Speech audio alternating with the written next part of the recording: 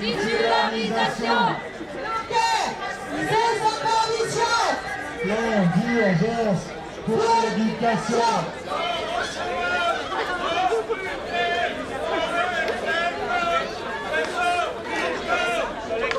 Alors, est-ce que vous pouvez me dire la raison de votre présence ici pour Jean de Beauce ?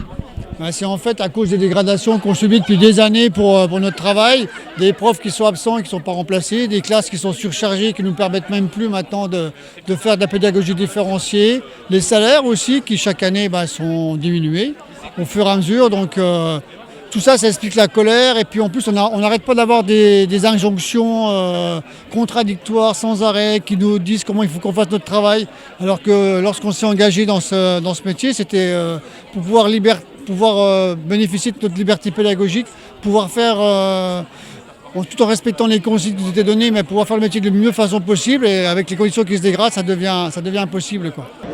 En éducation prioritaire, les classes ne doivent pas avoir plus de 20 élèves sur tous les niveaux, de la maternelle à la terminale.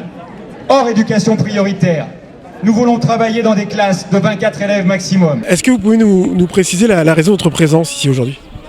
Alors il y a effectivement plusieurs combats de l'éducation nationale. Là pour l'instant les augmentations de salaire, mais comme on le disait aussi le recrutement de personnel absolument nécessaire comme les AED, les AESH, les infirmières, les PsyEN, des infirmières qui ne sont pas présentes dans des établissements, dans certains depuis plusieurs années, notamment Louis Armand à Dreux.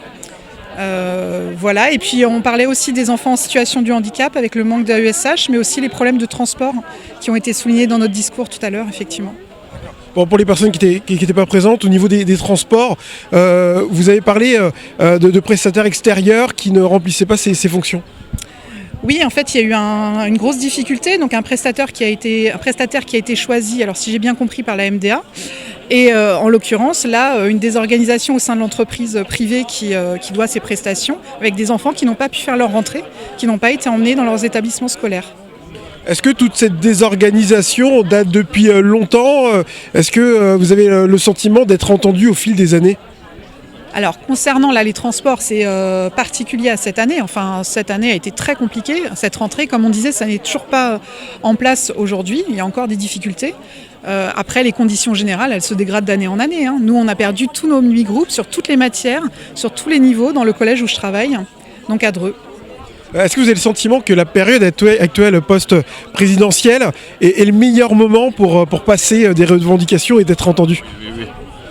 Blanquer, depuis 5 ans, c'est peut-être le seul quinquennat où un ministre de l'Éducation s'est attaqué à tous les maillons de la chaîne éducative, de la maternelle à l'université.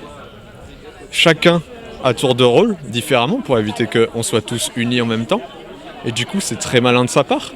Ça fait qu'on est tous un peu isolés, mais il a détruit, en 4 ans, c'est un exploit, il a détruit l'ensemble du système éducatif français, il a libéralisé, il nous a monté les uns contre les autres, il en a fait une école élitiste, plus du tout émancipatrice, injuste, inégalitaire, et ça, de la maternelle à l'université.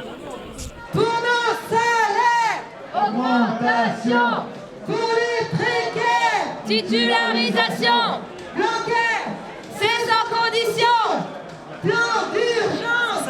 Je suis tout fraîchement diplômée d'un master, donc professeur des écoles, et il se trouve que j'ai passé le concours et je suis sur liste complémentaire et donc je ne sais toujours pas si j'ai un poste et je me retrouve à être au chômage avec un bac plus 5 en poche. Et il y a des postes, il y a de la demande, mais on ne fait pas appel à nous. Alors vous étiez censé débuter à la rentrée là en septembre.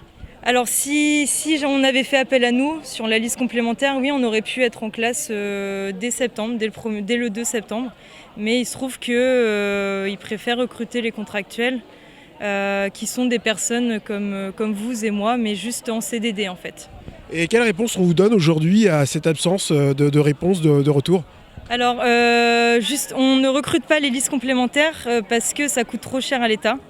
c'est plus intéressant pour l'État et de recruter les contractuels qui coûtent forcément moins cher.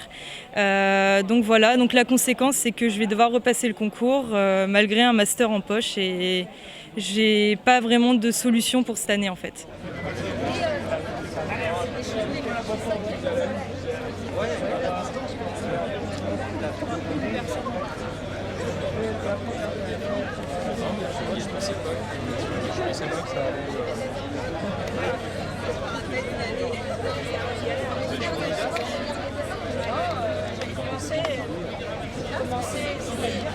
L'appel de candidature.